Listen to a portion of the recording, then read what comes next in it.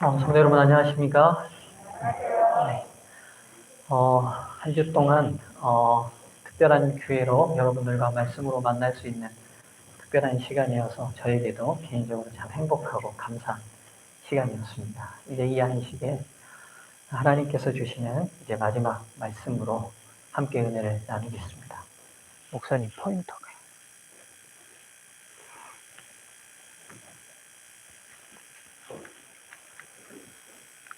예. 불안한 인생이 묻고 확실한 성경이 답하다라는 주제로 함께 말씀을 나눴습니다. 여러분 아마 근데 전도회 중에 아마 성경을 가장 찾지 않은 전도회였을지도 모르겠습니다. 그러나 제가 드린 모든 말씀은 다 성경에서 나왔습니다. 현대인들이 어떻게든 좀 더 쉽게 성경을 이해할 방법을 복음교역자에 보면 목사들에게 화인여사께서 하신 중요한 권면 중에 하나가 사람을 연구하라는 권면이 있습니다. 제 고민이 그거였어요.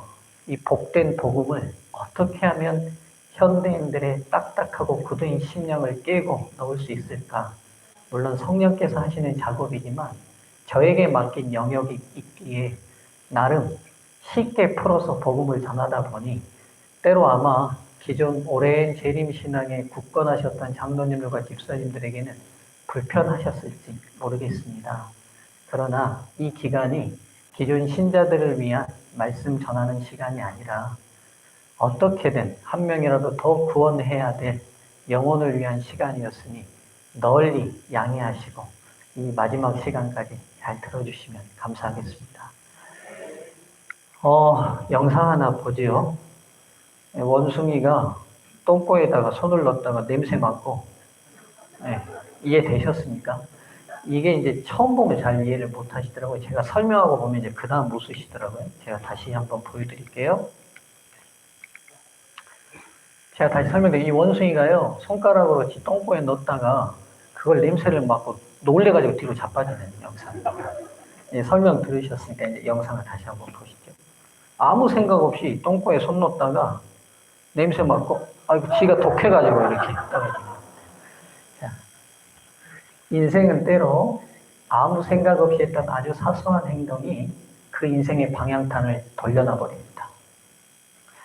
한 번쯤 아무 생각 없이 따라온 교회가 지금 하늘까지 가게 되는 계기를 마련하신 분들 여기 앉아 계실 겁니다.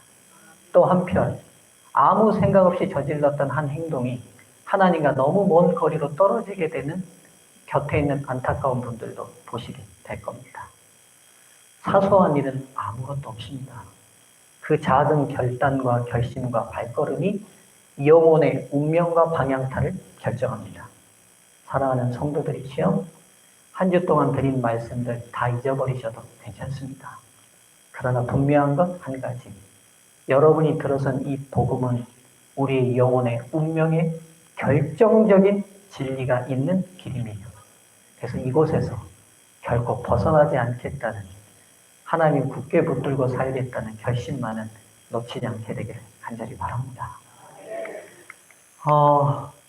대만에 있는 빌딩이라고 해요. 저는 못 가봤습니다. 101층 빌딩인데 101 빌딩이라고 해서 지금 이제 코로나로 인해서 해외여행이 많이 막혀 있습니다만 한참 해외여행 한국 사람들 많이 다닐 때 대만이 여행 가는 1, 2순위였잖아요. 그럼 이 건물을 꼭 가는 관광지라고 합니다. 이 건물이 또 유명한 이유가 이 101층 빌딩이 정월 초하루 설날이 되면 이 빌딩 전체에서 폭죽을 터뜨리는 엄청난 또 멋진 광경이 펼쳐진다고 해요. 그래서 그 아래 사람들 좀 보십시오. 정월 초하루가 되면 대만 사람들이 다 나와서 이 불꽃놀이를 즐긴다고 합니다. 대만을 상징하는 하나의 트레이드 마크가 된 건물입니다. 근데 제가 이 건물을 보면서 이해가 안 되는 점이 한 가지 있어요. 대만은 그 지정학적 위치가 태풍과 지진이 많은 지역입니다. 그렇죠? 그래서 큰 지진이 일어났다 하면 보통 어디냐면 대만이 많이 일어나고 태풍이 거쳐온다 그러면 보통 대만이 많이 거쳐옵니다. 그런데 지정학적으로 태풍과 지진이 많은 지역에서 어떻게 101층에 되는 고층 빌딩을 지을 생각을 했냐는 거예요. 이게 이제 브레골이라고 말하는 환태평양 조산대라고 말하는 지진이 많이 일어나는 지역입니다. 그 지역에 딱 대만이 걸려 있어요. 근데 2004년에 이 건물을 지었을 때 세계에서 가장 높은 빌딩이었어요. 101층. 근데 이 건물이 그 많은 태풍 속을 맞아도 끄떡없이 버티는 비밀이 하나 있습니다. 그게 뭐냐면 이 건물 안에 있는 이 엄청나게 큰 쇠구슬입니다. 660톤의 쇳덩어리입니다. 이걸 뭐라고 부르냐면 윈드 댐퍼라고 부르는데 모든 고층 빌딩은 이 윈드 댐퍼가 장착되어 있습니다. 왜냐하면 바람을 맞을 때 그 바람에 따라서 안 움직이게 설계하면 건물이 무너지게 되어 있습니다. 그 바람 따라 움직였다가 다시 회복하도록 하는 중심추가 모든 건물 안에 있다고 그래요. 그런데 이 윈드 댐퍼를 건물의 보안상 외부에 노출시키지 않게 설계하는데 이 대만의 101 빌딩은 윈드 댐퍼를 외부인들이 볼 수 있도록 설계해서 이게 지금 88층 가면 이게 사람들이 이렇게 볼 수 있어요. 그래서 이 건물의 하나의 상징처럼 돼 있습니다.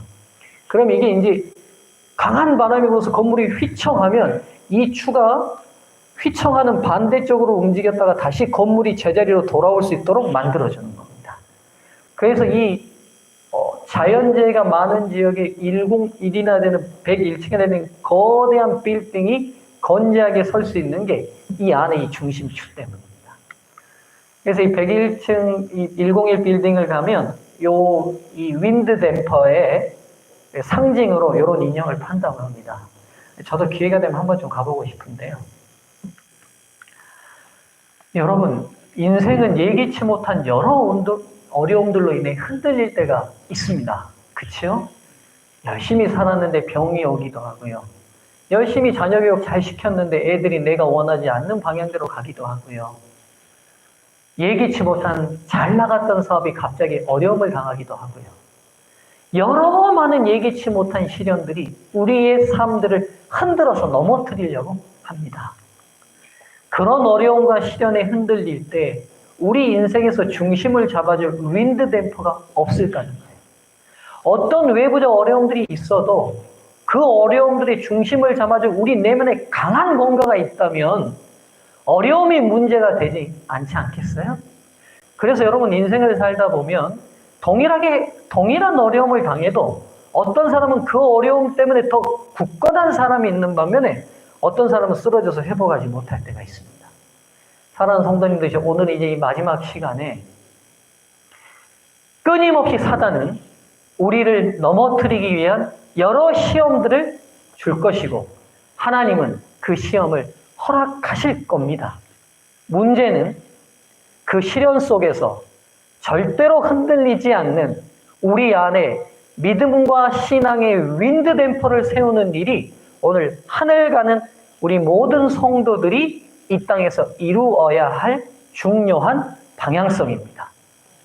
그래서 여러분, 복음은 어려움을 제거해 주겠다는 기록이 아니라 사망의 음침한 골짜기 속에서라도 주님이 함께 하시겠다고 약속합니다. 그 말은 뭐냐? 시련을 제거해 주겠다는 말이 아니라 시련 속에서도 이길 힘을 주겠다는 말입니다. 오늘 저와 여러분 안에 장착해야 될 윈드 댐퍼가 뭘까? 이제 기대하시라. 어떤 흔들림에도 당신의 인생의 중심을 잡아줄 윈드 댐퍼를 공개하겠습니다. 개봉 박두. 자, 여러분 아름답죠?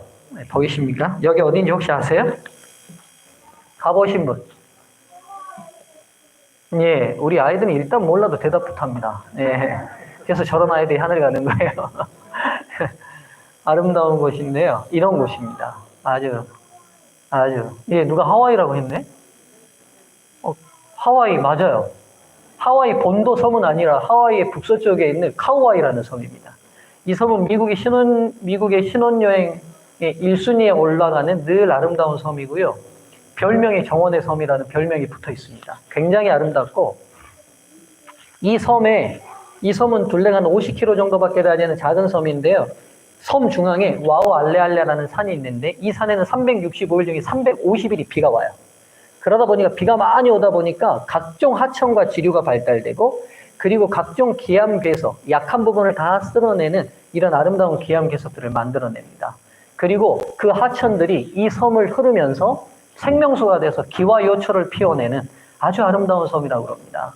혹시 신혼여행 안 간 청년 학생들이 있으시면 한 번쯤 도전해 보시면 좋겠어요.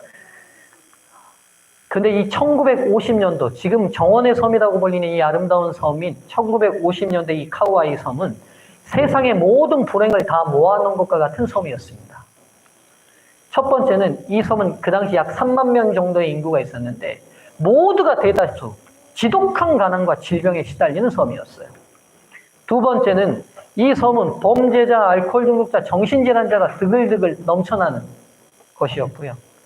학교 교육이 부실하다 보니까 청소년 비행들이 아주 많았던 섬입니다.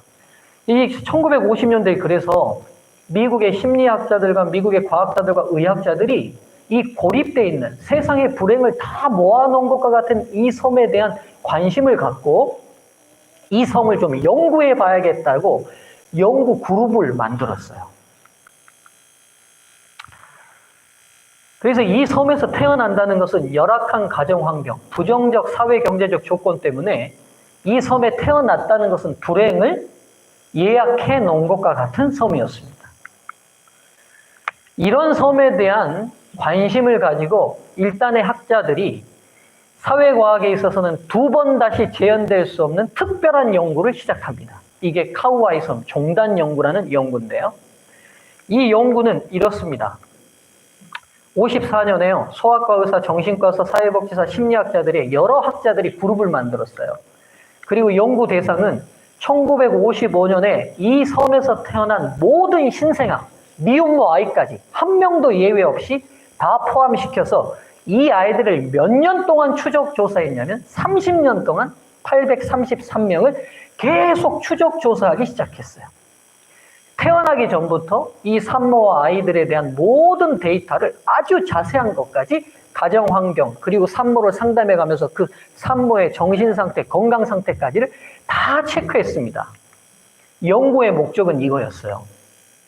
인간이 어머니 뱃속에서부터 겪는 여러 가지 건강상의 문제나 사건, 사고, 가정환경, 사회경제적 환경이 어른이 되기까지 어떠한 영향을 얼마만큼이나 미치는가를 체계적이고 전체적으로 조사하고 싶었어요. 쉽게 얘기하면 좋은 부모 만나면 좋은 자식 되는 거 우리 그냥 연구 안 해도 알잖아요. 그렇죠? 환경이 나쁜 환경에 태어난 아이들은 사회에 부적응 아이가 될 거라는 거 연구하지 않아도 경험상 압니다. 근데 이 학자들은 이걸 체계적으로 조사해보고 싶었어요. 가령 아버지가 알코올 중독이면 이 아이가 부정적으로 어떤 아이가 될까? 과연 알코올 중독이면 아들이 알코올 중독이 될 확률은 몇 프로가 되는가? 이걸 데이터 해보고 싶었던 거예요. 근데 그 당시 학자들은 이 연구의 방향을 이렇게 갖고 있었어요.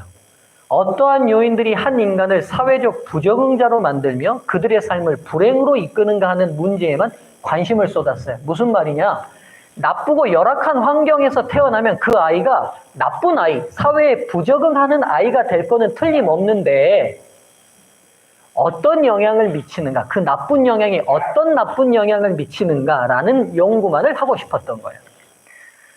근데 이 연구가 계속되는 동안 그냥 별 특별한 연구의 내용은 엄청 방대하죠. 생각해보세요. 833명을 만나서 데이터베이스하고 매년 이 아이들을 추적해가는 연구가 얼마나 많은 돈과 얼마나 많은 시간과 얼마나 많은 인력이 들었겠어요. 근데 이 연구가 계속돼도 특별한 사항이 없어요. 나쁜 환경에 있는 아이들 보니까 나쁘게 되더라는 거예요. 근데 상관관계를 찾기는 쉽지 않았어요. 가령 예를 들면 알코올 중독자 아버지 밑에 알코올 중독자 아들이 태어나는 것이 꼭 그렇기도 한데 아니기도 한 거예요.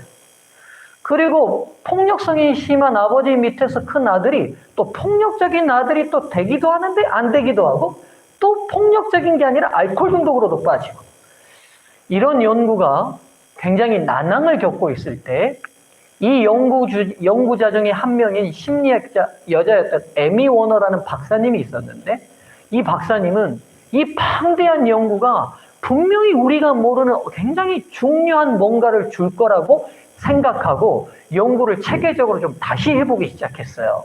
그리고 특별히 833명 중에 특별히 더 열악한 환경에서 태어난 201명의 아이들을 다시 한번 재조사해보기 시작했어요. 그래서 이 에미 오너는 833명 중에 더 열악한 환경에서 태어난 201명을 고위험군이라고 이름을 붙였는데, 이 201명은요, 4가지의 공통점을 가지고 있어요. 첫 번째, 모두 찢어지게 가난한 집 아이들이었어요. 두 번째, 태어날 때부터 크고 작은 어려움을 겪는 아이들, 가령 예를 들면 미숙아로 태어난다거나 미혼모 자녀로 태어난다거나 정상적이지 못한 환경 속에서 어려움을 겪는 공통점을 다 가졌어요.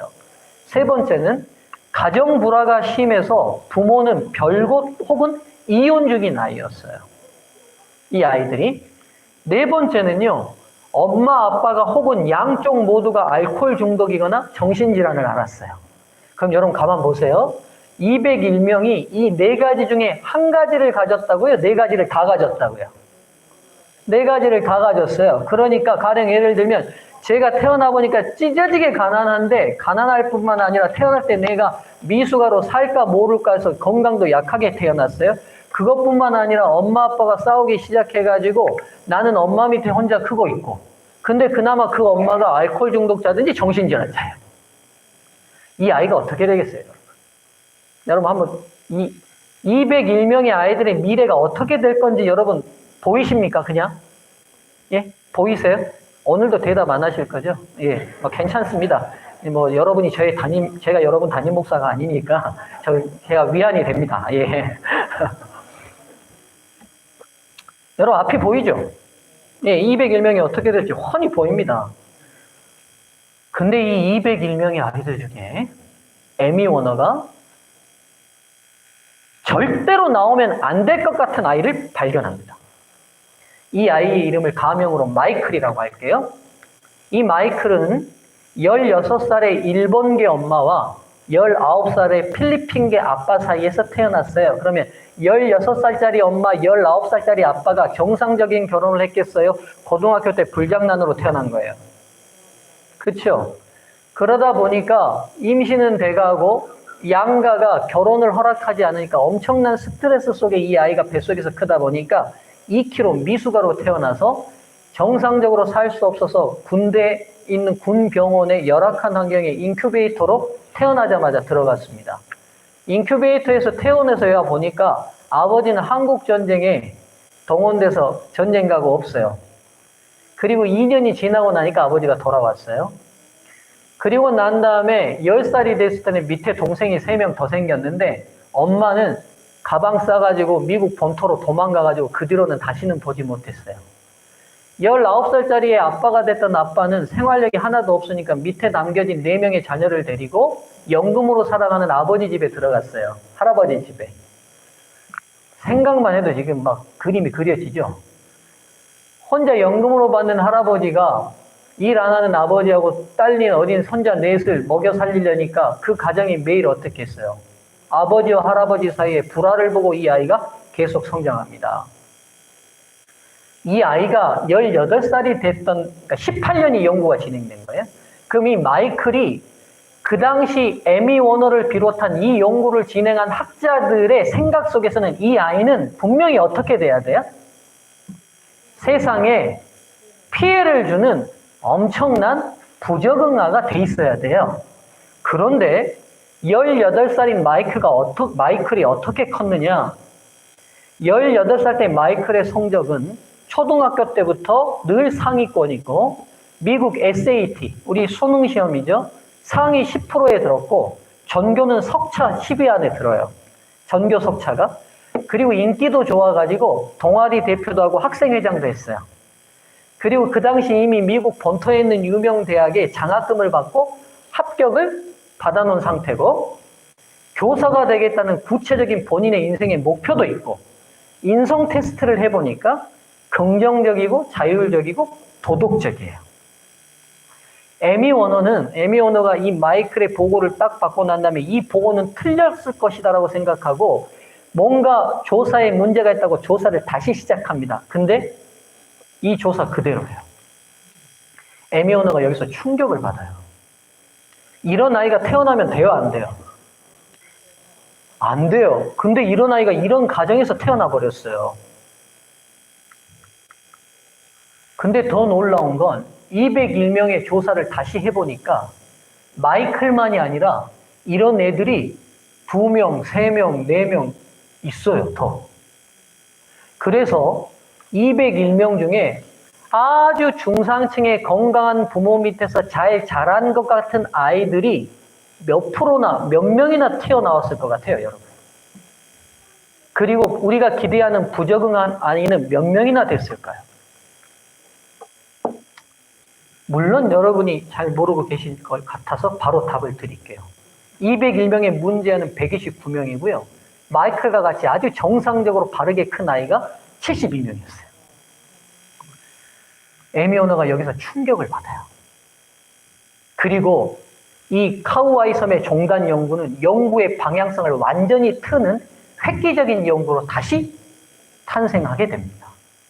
에미 오너가 이때 72명의 아이들을 보면서 외부에 불행할 수밖에 없는 너무나 많은 조건을 가지고 있음에도 불구하고 그 내면의 그 불행을 다 거부하고 도리어 인생과 운명을 우습게라도 보는 것처럼 너무 바르고 행복하게 사는 이 72명의 아이들을 보면서 아, 인간은 외부의 영향을 통하여 만들어지는 것은 틀림없지만 분명히 그 주변의 환경이 아무리 열악하고 힘들고 문제가 있다 할지라도 그걸 극복하고 이겨내는 내면의 힘이 있다는 사실을 발견해요. 그리고 이 힘에 대하여 이름을 붙이는데 회복 탄력성, 영어로 resilience라는 이름을 붙여요. 무슨 말이냐? 쉽게 생각하면 이거예요, 여러분. 용수철 아무리 잡아당겨도 힘 풀면 다시 어떻게 돼요? 원 모양으로 딱 돌아가잖아요. 그쵸? 딱 돌아가잖아요. 축구공 잘 보세요. 축구공 안에 공기가 빵빵하게 들어있으면 박지성이가 아무리 차도 축구공 터져요, 안 터져요? 안 터지잖아요. 이 원리라는 거예요. 외부의 어떤 영향력, 어떤 불행한 조건이 가득 이 공격해도 내면에 그걸 이겨내는 사람마다 힘이 있더라는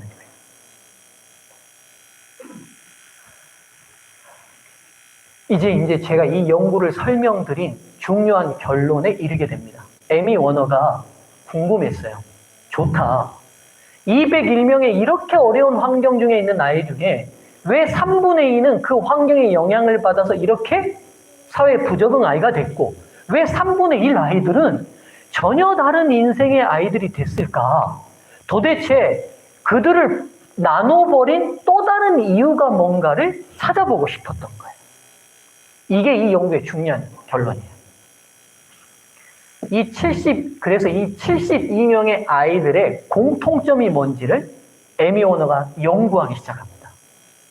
이 72명의 아이들의 공통점이 회복 탄력성을 만든 힘이 됐을 거라는 판단을 가지고 이 72명의 아이들은 무슨 분명한 공통점이 있을 거라고 뒤지기 시작해요.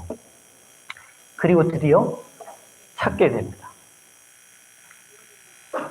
어떤 실패나 역경을 겪은 뒤 다시 회복하는 힘, 이게 회복 탄력성이라고 하는데 이 72명은 어떻게 회복 탄력성이 있었냐는 거예요. 근데 공통점이 있었어요. 공통점이 뭐였을까요? 신앙요? 네, 그 대답 나올 줄 알았어요. 아니에요. 뭐였을 것 같습니다.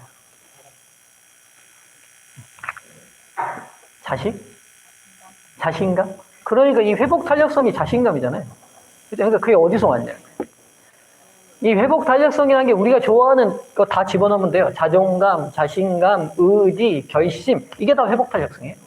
그러니까 인간이 갖추기를 원하는, 우리 자녀들이 꼭 갖췄으기를 원하는, 그리고 나도 좀 갖추기를 원하는 어떤 외부의 환경에도 흔들리지 않는 그 중심성. 이 아이는 어떻게 가졌냐? 가르쳐 줄까요? 말까요? 기도하고 끝낼까요? 예? 예? 아니, 몇 분의 표정이 설교를 더 빨리 끝내면 은혜 받겠다는 표정이 있어서 제가 지금 질문 드리는 겁니다. 제가 여러분 키도 안 크고 눈도 작은 이유가 눈치 키우느라고 키도 안 컸고 눈도 작은 겁니다. 제가 교인들의 반응을 금방금방 알아요. 감춰지지가 않습니다. 제가 싫어하면 제가 금방 합니다. 제가.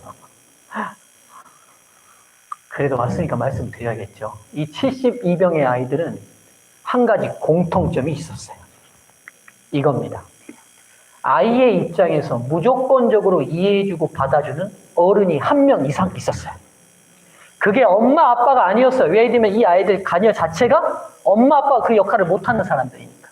때로는 할머니기도 있고 이모기도 있고 고모기도 있고 선생님이기도 했어요. 그러나 분명한 한 가지는 이 아이들이 때로 실수하고 넘어지고 잘못하고 그래서 사람들이 없는 집 야식이라고 손가락질해도 어느 누구 한 사람만큼은 이 아이를 있는 그대로 사랑해주고 품어주고 의지할 수 있는 어른이 한 명 이상 있었어요.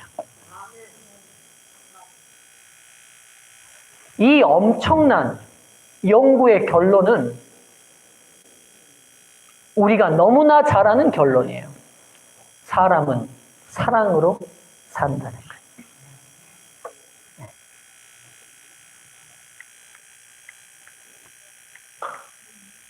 우리는 힘든 인생길에서 흔들릴 때 그 중심을 다시 잡고 싶어요.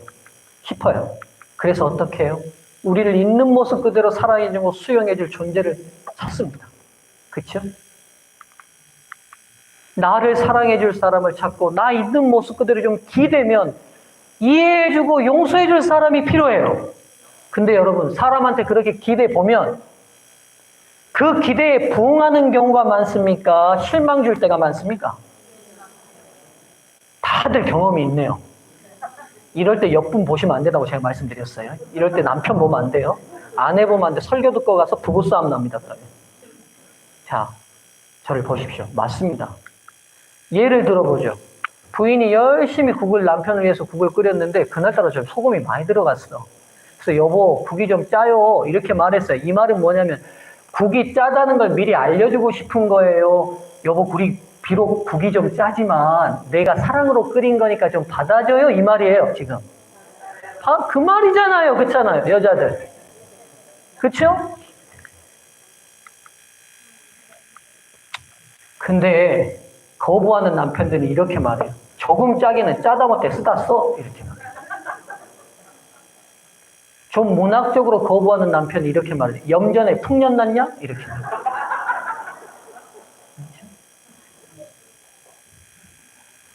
이런 답을 기대할지 몰라요. 오늘 땀을 많이 흘려서 연기가 필요했는데 잘 됐네. 이런 남편 지금까지 저밖에 못 봤습니다.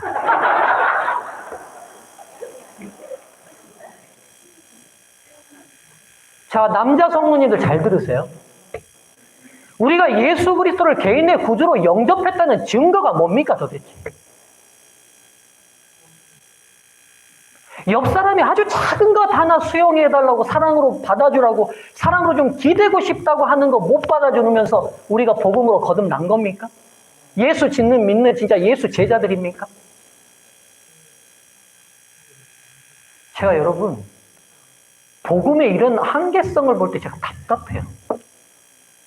복음이 뭐예요? 옆 사람에게 감동 주지 못하는 건 복음 아닙니다, 여러분. 우리가 다시 회개해야 될 부분이에요. 남편이 거울 보다가 흰머리가 많이 늘었어요. 그래서 거울 보다가 외출 준비하는 부인한테 이렇게 말해요. 여보, 내가 많이 늙어 보이지? 이 말이 무슨 말이에요? 자기 늙어 보인다는 정보를 전달하는 말이에요. 여보, 내가 늙어 보여도 당신 눈에는 언제나 의지하고 멋진 남편이지? 나 그렇게 보이지? 나 그렇게 믿어줄 수 있지? 이 말이잖아요. 네. 근데 또 눈치 없이 거부하는 부인이 이렇게 말합니다. 그럼 당신이 젊은 줄 알았어요? 당신이랑 다니면 시아버지랑 다니는 것 같아서 창피해 죽겠어요. 염색 좀 하세요. 이렇게. 이런 답을 하면 안 될까요? 늙기는요. 더 분위기 있어졌죠. 제 눈에는 언제나 청각이에요.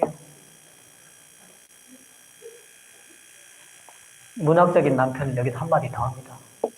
안에는 황혼이 더 아름다운 겁니다.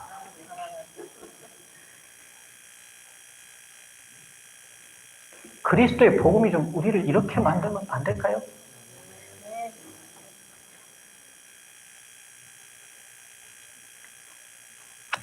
애가 성적이 떨어져서 왔어요. 여기 교회에 우리 딸들 동창들이 많아요. 그러니까 수아도 그렇고 주은이도 그렇고 남주은 우리 둘째라고 친구인데 엄마 이번에 성적이 조금 떨어졌어요. 이거 얘가 여러분 저도 공부해봐서 알지만 떨어지면 지가 더 속상해요. 그렇죠? 엄마 이번에 성적이 좀 떨어졌어. 이게 정보 주려는 게 아니라 엄마 나 공부 못해도 엄마 딸 맞지? 그래도 엄마 나 사랑하지? 이거 좀 받아주면 안 돼? 이 말이에요. 엄마가 이렇게 말합니다. 이게 조금 떨어진 거냐? 거의 바닥이 내 바닥이야. 넌 누구 닮아서 이 모양이냐?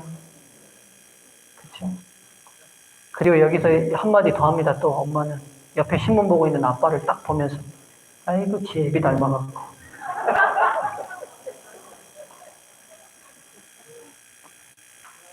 이렇게 말해주면 안 될까요? 정말 조금 떨어졌구나. 많이 속상하겠다.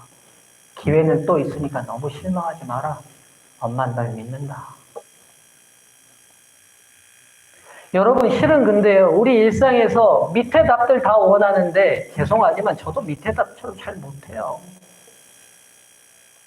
누군가 매일 보내오는 나를 좀 받아주고 내가 좀 의지하고 싶은데 당신이 그 사람이면 되지 않습니까? 라는 사인을 제가 매일 캐치하지 못하고요.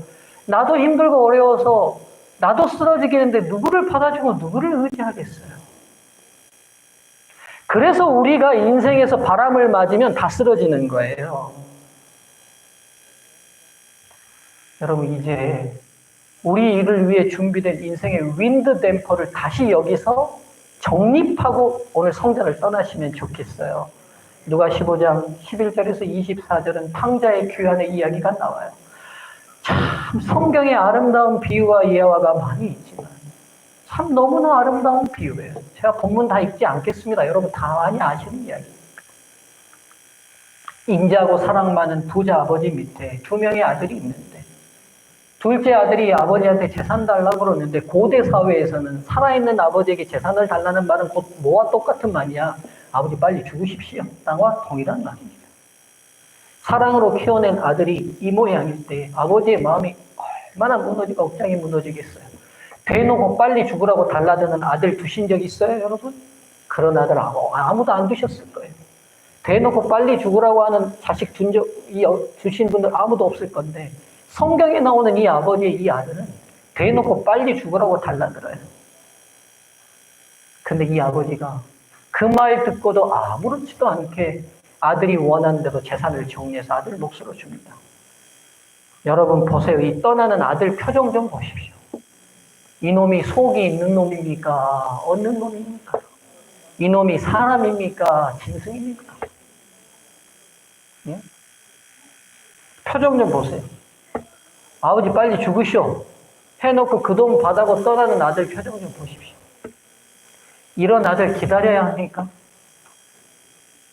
제가 아버지는 호적 정리하고 끝냅니다. 그렇게 아버지가 피땀 어려 번 돈 가지고 화랑방탕 여자 만나고 술 먹고 퍼 마시면서 다 씁니다. 그리고 알다시피 다 잃어버리고 돼지 밥 먹어가면서 그때서야 아버지가 얼마나 놀라운 사랑의 존재였는지 깨닫게 됩니다. 그런데 여러분, 돌아갈 면목이 있을까요? 아버지 대놓고 철이 들었다고는 칩시다. 근데 저는 이 아들의 마음이 좀 궁금해요. 철이 들었다고 치더라도 여러분 사람이요. 절대로 싸우더라도 넘지 말아야 될 선이라는 게 있어요.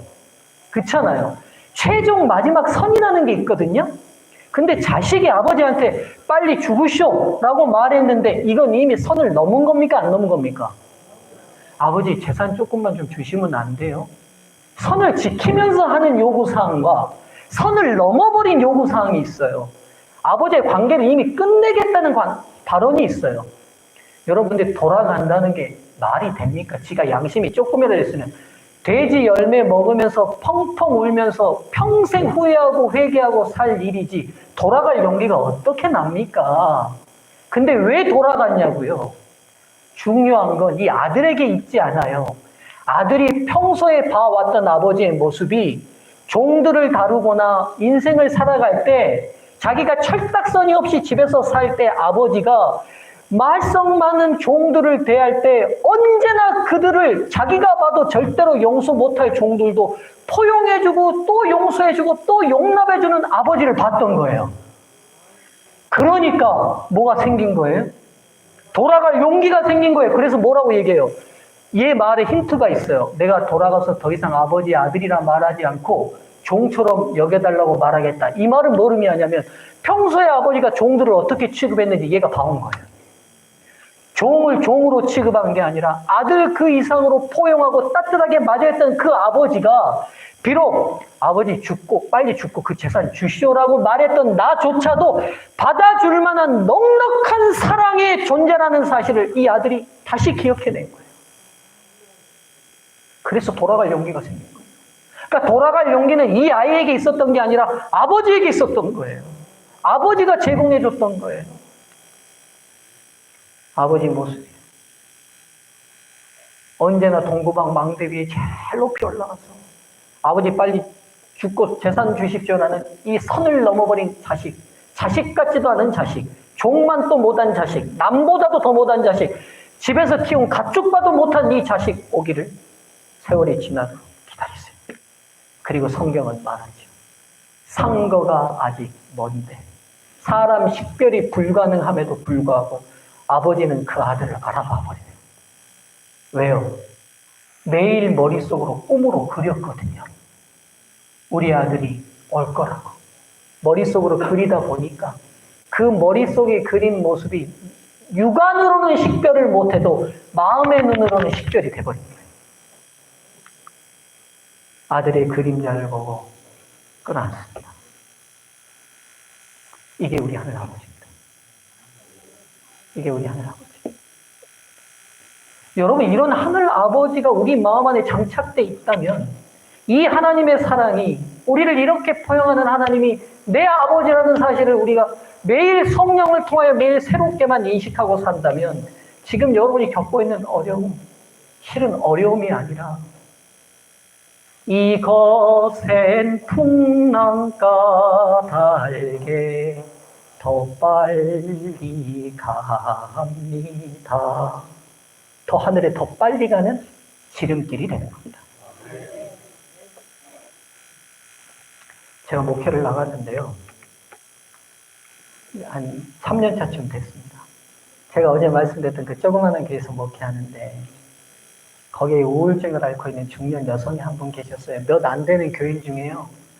저만 빼고 다 신앙이 경제적으로 너무 어려웠고 또 그 몇 안 되는 교인 중에 정신적으로 아픈 분도 있었어요. 근데 그날이 5월달 가정의 달이었습니다. 그래서 제가 가정 설교를 쭉 하고 있었어요. 그러다 보니까 이제 남편과 아내에 대해서 설교를 할 수밖에 없고 설교 제목이 남편, 아내들이여 남편에게 순종하라. 그게 그날 제목이었는데 이게 제 말입니까? 성경에 있는 말입니까?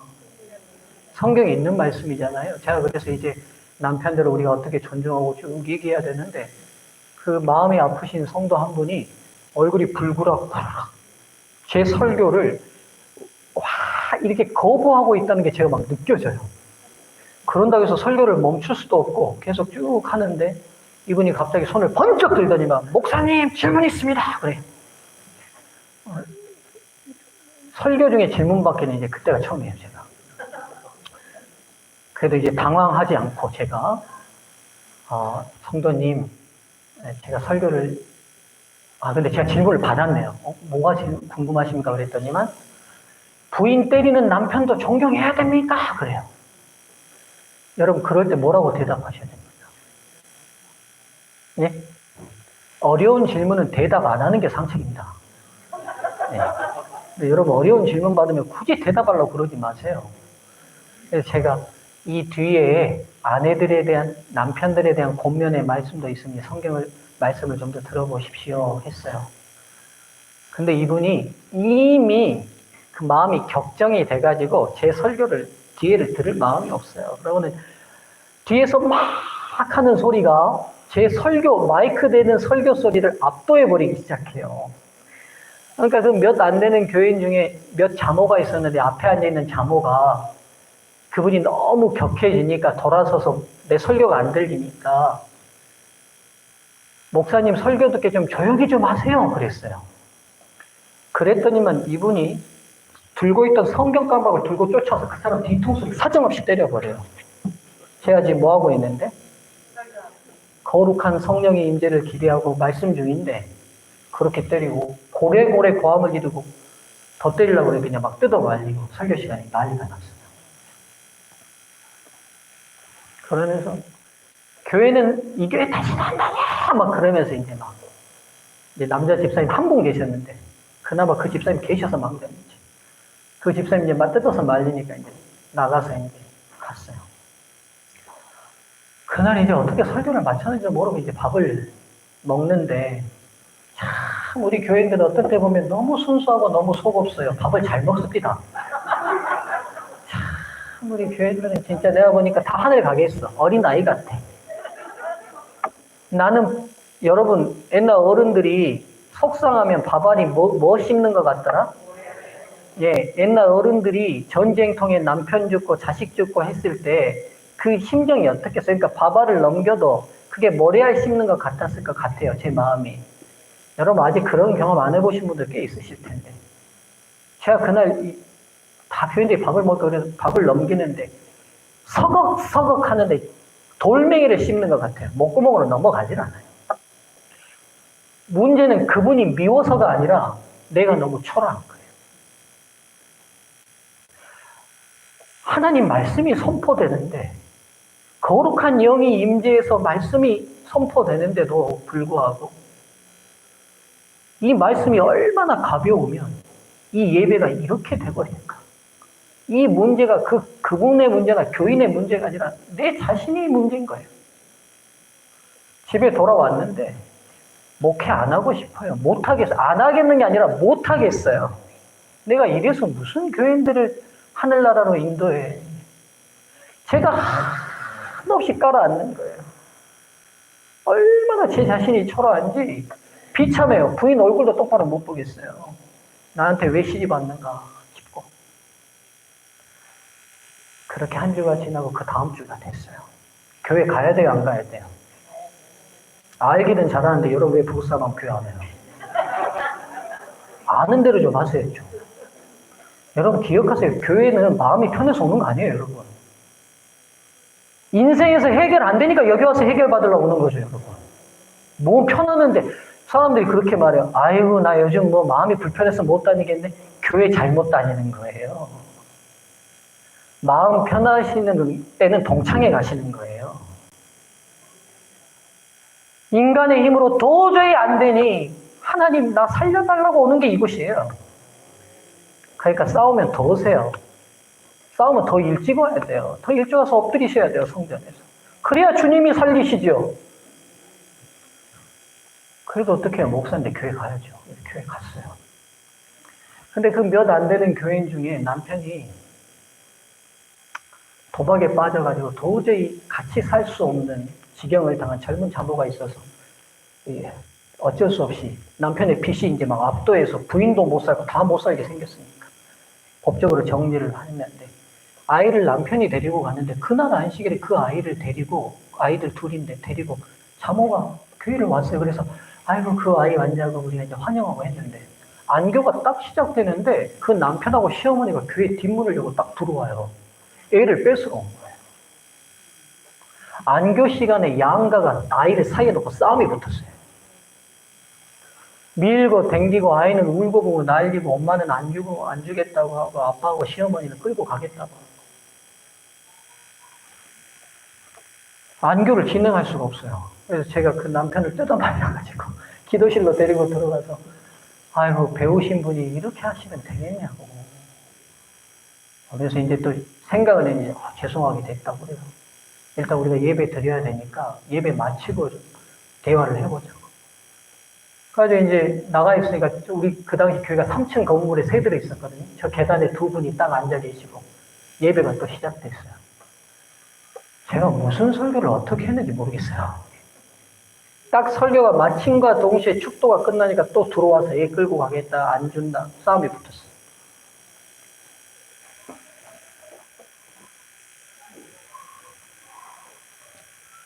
간신히 뜯어 말리고 딱 정리를 했는데 그렇게 2주를 연달아 하고 나니까요.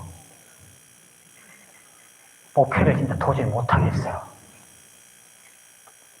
그분들이 문제가 아니라 제가 문제인 거예요. 이렇게 영적 힘이 없는 목사가 이 성도들을 어떻게 데리고 인도할까 생각하니까 제가 한없이 초라하고 제가 한없이 미워요. 누가 미운 게 아니라 내가 미워요. 내가.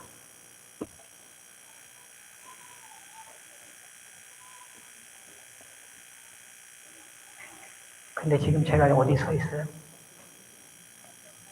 제가 어디 서 있어요 지금? 여기 서 있어요. 그 낙심되어 있는 제 마음에 하나님이 찾아와서 위로하시는데 괜찮다는 거예요. 괜찮다. 이 일은 내 일이고 내가 너를 통해서 끊임없이 할 것이니 너 스스로 너무 자책하지 말라는 거예요. 하나님이 괜찮다시는 거예요. 하나님 저 못하겠어요. 제가 능력도 없고 이거 불가능합니다. 제가 한 가정의 문제도 해결해 줄 수 없는 나약한 존재입니다. 근데 이렇게 많은 고통과 아픔을 사는 성도를 제가 어떻게 합니까? 괜찮다는 거예요. 해보라는 거예요. 오늘 그렇게 19년이 흘러왔습니다. 19년. 이런 고비가요, 이번만 있었던 게 아니에요. 제 인생의 최대 목회적 고비가 있었어요. 장흥에서 목회할 때 우리 안성교 장로님의 동생인 안진교 장로님이라는 장로님이 계셨는데 이분이 폐임 퇴치를 하시는 업을 하시는데 당시 교회 선교부장님 회장이셨고 고등학교 때 우리 복음을 받아들이고 난 다음에 한 번도 자기 고향 교회를 떠나지 않고 50대 중반까지 교회를 섬긴 기둥 같은 존재예요. 근데 제가 그때 4월 14일 광주 중앙교회에서 합회 가정 세미나가 있어서 여기서 교육받고 있는데 갑자기 전화가 한 통 걸려왔는데 목사님, 안 장로님이 다치셨는데 좀 심하게 다치셨습니다. 광주 전대로 지금 오고 있습니다. 그래요. 그래서 저는 장로님이 떨어졌다니까 창고에서 떨어지셨다니까 허리를 다쳐서 혹시라도 척추를 다치지 않으셨을까 정도로 생각했어요. 그래서 제가 화폐에다 죄송하다고 말하고 이 광주중앙교회 밑에 목회실에서 공부를 하다가 여기서 바로 전대로 갔어요. 근데 사람이 없어요. 그래서 저대로 갔다는 거예요. 여기 응급환자가 너무 많아서 장흥에서 응급환자 없냐니까 저대로 갔더니만 가보니까 의사들이 거기 있는 당직 의사들이 다 모여가지고 한 사람은 막 인공호흡을 하고 전기 충격을 주고 있는데 보니까 우리 장로님이에요. 이거 어떻게 되냐 보니까 장로님이 떨어지시면서 머리가 그대로 땅에 먼저 닿으신 거예요. 그날 집사님이 장로님 일하는 점심밥 주고 같이 점심 먹고 저녁에 봅시다고 돌아오는 길에 장로님이 그렇게 사고를 당하셨는데 1시간 넘게 그렇게 하는데 장로님이 소생을 하지 않습니다. 그러니까 가족들은 다 어안이 없으니까 의사가 저를 불러가지고 잠깐 오셔서 설명을 해서 CT 사진을 보여주는데 전 처음 봤어요. 두개골이 여기서부터 여기까지 정확히 다 금이 딱 간 게 보여버려요. 딱 그대로 쪼개진 거예요. 보여요. 그러면서 의사가 하는 말이 이 선생님은 이미 그 자리에서 생명이 끝나셨는데 우리가 의사로서 책임을 다해야 되기 때문에 일단 했지만 소생이 불가능이고 이미 돌아가셨다는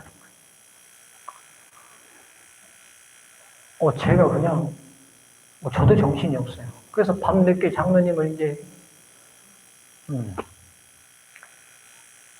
시신 이제 누워 있고 가서 장례 치르라고 하니까 들어가서 근데 편안하게 누워 계셔요. 얼굴이 편안하게. 장로님 갑시다. 집에 가서 주무세요. 그러면 일어날 것 같아요. 안 일어나요. 모시고 와서 이제 장로에서 장례를 치르는데 제 인생에서 가장 많이 울었던 장례식이었던 것 같아요. 근데 그 해에 장로님이 4월달에 돌아가셨는데 5월 1일이에요. 메이데이인데 새벽 6시에 전화가 와서 목사님 우리 아들 살려주세요 막 이래요. 집사님 무슨 일이 그랬더니만 집사님 아들 하나가 군대에 갔는데 군대에서 뭔가 문제가 있었는지 우울증을 앓고 하는데 이 친구가 그 우울증 때문에 제초제를 마셔버렸어요. 제가 그래서 차를 타고 전대로 막 올라가면서 하나님 이 아이를 살려주십시오. 이 아이까지 죽으면 안 됩니다 하고 살려달라고. 제가 기도하다가 앞차를 또 제가 받아버렸어요.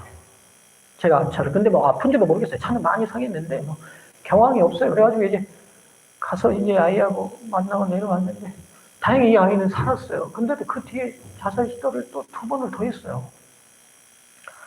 그 해가 또 가기 전에 9월달이 됐는데 노총각으로 사셨던 한 남자 성도님이 계셨는데 이제 너무 외롭고 힘드니까 베트남 아가씨하고 결혼해 보겠다고 농사지어서 돈 다 싸들고 베트남 갔다가 사기 결혼 당해서 돈을 다 떼고 부인도 못 얻고 돌아온 거예요. 이게 이제 우울증이 돼가지고 수건으로 먹으면서 자살을 시도했는데 돌아가셨어요. 그게 9월이에요. 그게 12월이 됐는데 남자 수석 집사님이 급성암이 오셔가지고 너무 급성으로 오셔가지고 12월 31일 날 돌아가셨어요. 한 해 동안에 제가 목회하는 교회에서 막 줄줄줄줄줄줄 그렇게 예기치 못하는 사고들이 일어나는데 제가 뭐 감당이 안 돼요. 그리고 교인들이 저에게 어떤 말도 하지 않는데도 불구하고 제 자격지심이 교인들 눈빛이 우리 그런 말 하잖아요. 옛날 어른들이. 집안에 사람 잘못 들으면 집안 망한다. 혹시 이게 내 때문이 아닌가 하는 생각이 드니까 교인들 얼굴도 잘 못 보겠어요. 미안하고 교인들에게. 그런데 제가 그렇게 깊이 낙심되어 있는데 우리 어머니께 전화가 왔어요.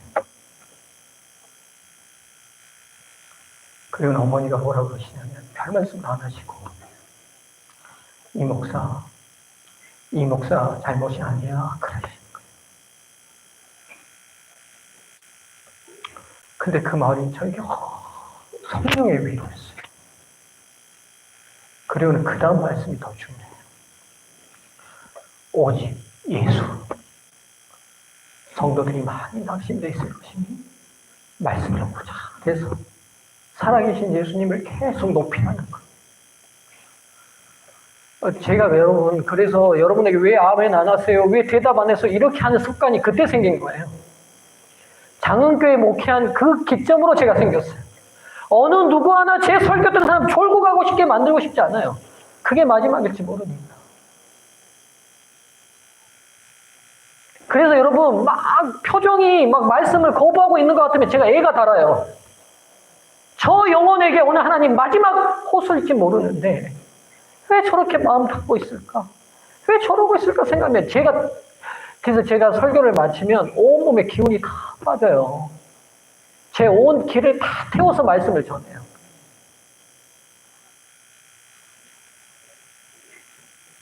그래서 제가 열과 성을 다해서 말씀을 전하기 시작했어요. 성도들하고 뜨겁게 함께 기도하고 말씀 보고 막 하면서 그때 많이 불렀던 찬미가 있어요. 이 찬미가 저에게 큰 위로가 됐는데 어려운 일 당할 때 나의 믿음 적으나 어려운 일 당할 때 나의 믿음 적으나 교인들하고 화요일 저녁에 모여서 같이 듣고 같이 많이 불고 또 기도하고 하나님 도와주시오. 우리 안장로님 돌아가실 때 재수하는 의대 공부하는 아들이 있었고 의대 다니는 큰아들이 있었고 치대 다니는 큰아들이 있고 재수하는 작은아들이 있고 좋은 일 하겠다고 입양한 5살짜리 딸이 있었어요. 앞으로 이 아이들이 어떻게 살고 이 집사님이 어떻게 살지 우리가 너무 막막해요. 내가 이 집사님한테 뭐라고 위로할 수가 없어요. 예수님 외에는 방법이 없어요. 근데 여러분 해가 바뀌었는데 이 집사님이 목사님 우리 안장로가 죽으면서 보험금으로 5천만 원이 나왔는데 2천만 원이 나왔는데 이거 하나님께 드리고 싶다는 거예요. 근데 그 돈이 어떤 돈이냐면 앞으로 공부해야 될 대학 가야 될 재수하는 아이 그리고 5살짜리 입양한 아이를 키워야 될 돈인데 평생 교회를 사랑한 내 남편이 남편의 목숨값을 자기가 쓸 수 없다는 거예요. 그래서 하나님께 드리고 싶다는 거예요. 그 돈을 놓고 직원회가 열렸어요. 우리가 다 입이 있어도 말을 할 수 없는 유구무원의 상황이 됐어요. 이 돈 어떻게 할까요? 근데 안장로님이 살아계실 때 장흥교회 2층이어가지고 휠체어를 타고 오시는 장애를 가진 성도님이 늘 들어 나르니까 이분이 너무 불편해서 교회 오는 걸 힘들어 하셨어요. 그래서 장로님한테 장로님, 교회를 이렇게 틀어가지고 엘리베이터가 아니라 휠체어 길을 이렇게 뺑 돌려서 놓으면 할머니들도 계단 올라오는 것보다 뚝 오면 좀 편하시지 않겠냐고. 장로님하고 그 얘기 나눈 적이 있거든요. 그래서 제가 직원한테 제안했어요. 직원분들이시여, 장로님 살아생전에 그런 얘기 하신 적이 있으니 우리가 뺑 돌려서 휠체어 길을 하나 만들면 어떻겠습니까? 그랬더니 막 다 좋다는 거예요. 근데 제가 그 자리에서 작년에도 차량 헌금하느라고 교인들이 헌금을 했거든요. 그래서 제가 평생 교회를 섬기는 부모를 보고 컸습니다. 그래서 여러분들이 헌금 어떻게 하는지 제가 잘 알아요. 그래서 제가 그 자리에서 건축 헌금은 하지 않습니다. 이 돈으로만 헌금하겠다고 교회 건축 그거 길만 만드는 공사하겠다고 선포했어요. 그래서 이제 첫날 길을 만들다 보니까 교회 방향을 틀어야 되겠더라고요. 앞하고 뒤를 바꿔야 되는 상황이 됐어요. 그래서 이건 우리가 합시다 하고 일요일날 다 모여서 교회를 틀는데 오래 짓다 보니까 앞만 터야 되는데 여러분 그런 거 있잖아요. 오래된 집 여기만 벽지 바르다고 벽지 뜯어서 발라놨더니만 옆에도 또 어때요? 그런 격이 돼가지고 앞만 뜯자는 것이 지붕까지 다 뜯어버렸어요. 그래가지고 이제 그날 첫날 그렇게 뜯어놓고 난 다음에 장로님 두 분하고 사택에서 앉아가지고 아이고 장로님 우리가 대중 없이 너무 많이 뜯어놨습니다 하고 이제 막 걱정을 하고 있는데 누가 교회 문을 똑똑똑똑 해요. 나가보니까 백혈병을 앓고 있는 혼자 사는 과부 성도님이 있는데 백혈병이다 보니까 얼굴이 핏기가 하나도 없이 하얗거든요. 근데 얼굴을 환하게 웃고 목사님 그래요. 들어오시라고 이렇게 앉았는데 주섬주섬 푸반에서 신문지를 하나 꺼냈는데 보니까 풀어보니까 돈이 200이 들어있어. 200만 원이 들어있어요. 이 성도님 이거 무슨 돈이세요? 그랬더니 목사님 제가 잊어버리고 있었는데 누가 뭘 타로 교내에서 자기 뭐 만기된 게 있다고 타로라고 그러더래요. 가보니까 자기가 잊어버리고 있었던 어떤 적금이 있었던 거예요. 근데 그걸 받는 순간 무슨 생각이 들었냐면 자기 6개월밖에 못 산다고 그러는데 하나님 믿고 5년을 산 거예요. 그때가. 이런 하나님 사랑이신 많은 하나님 성전을 고치는데 제가 가만히 있을 수 없어서 그 일부 돈을 뜯어다가 떼서 거기 가져온 거예요. 그분이 백혈병으로 생활보호대상자로 혼자 사시는 분이거든요. 그 상황을 다 알고 계시니까 장로님 옆에 계신 나이 많으신 두 장로님이 눈물을 뚝뚝 흘려요. 그 다음 주가 됐어요.